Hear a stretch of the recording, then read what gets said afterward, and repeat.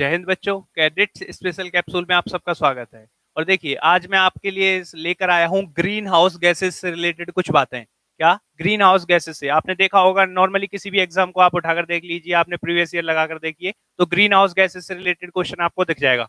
इनको हम कैसे समझ सकते हैं, ग्रीन हाउस गैसेस क्या होती हैं, कौन कौन सी होती हैं, और इनसे रिलेटेड कैसे कैसे क्वेश्चन हमारे एग्जाम में आते हैं, और उनको हम कैसे टैकल कर सकते हैं, कैसे हम उनका सही आंसर लगा सकते हैं, इस सबको हम जो देखेंगे। सबसे पहले तो ये समझिए ग्रीन हाउस गैसेस होती क्या है।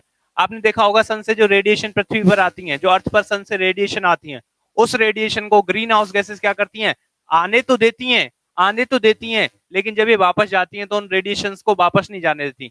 सन की रेडिएशन को आने देती हैं, लेकिन पृथ्वी से जब वो वापस जाती हैं तो वापस नहीं जाने देती। इस कारण क्या होता है, वो रेडिएशन यहाँ पर रह जाती हैं, और इससे अर्थ का जो टेम्परेचर है, अर्थ का जो टेम्परेचर है वो क्या होता है, इंक्रीज हो जाता है।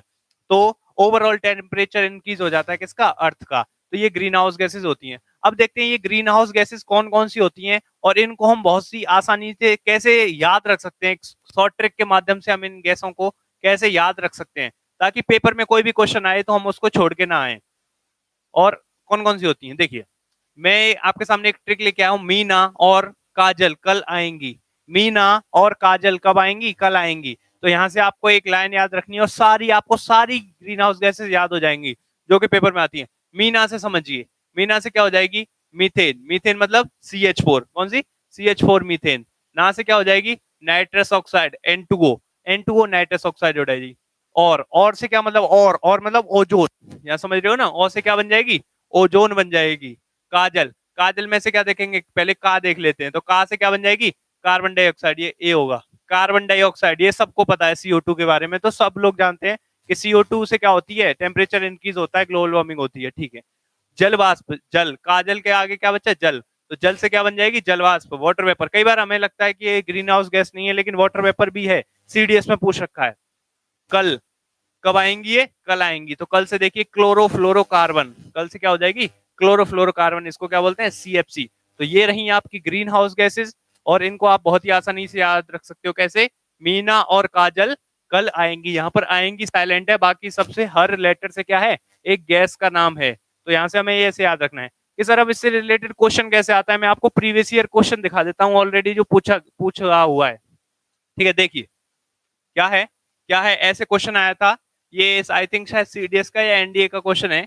तो ये क्या पूछ रहा है आपसे, which one of the following is not a green house gas. इनमें से कौन सी ग्रीन हाउस गैस नहीं है, आपके ऑप्शंस है, वाटर वेपर, मीथेन, ओजोन या कार्बन मोनोऑक्साइड। अभी तो मैंने तुम्हें कराया क्या, वाटर वेपर में कह रहा था, वाटर वेपर आता है क्वेश्चन में, और हमें लगता है नहीं है। तो कई बार बच्चे क्या टिक करके आ जाते हैं, लेकिन नहीं, इसका आंसर वाटर वेपर होगा, नहीं होगा। वाटर वेपर तो ग्रीन हाउस गैस है। मीथेन बिल्कुल है, CH4। ओजोन O3 ये तो ग्रीन हाउस गैस है ही। तो कौन सी नहीं है, कार्बन मोनोऑक्साइड नहीं है। इसका आंसर क्या हो जाएगा, कार्बन मोनोऑक्साइड, क्योंकि कार्बन मोनोऑक्साइड की जगह कौन सी गैस होती है, CO2 होती है। तो इस प्रकार से आपका क्वेश्चन आता है, और इन्हें आप जो आसानी से याद रख सकते हो, कैसे याद रख सकते हो, कि मीना और काजल कल आएंगी, ठीक है ना। तो ये थी आपकी short trick green house gases से रिलेटेड। इससे रिलेटेड जो भी क्वेश्चन आएगा आप उसको छोड़कर नहीं आओगे। आप यहाँ से इसका जो स्क्रीनशॉट ले सकते हो, और आसानी से आप जो ऐसे याद रख सकते हो। जय हिंद।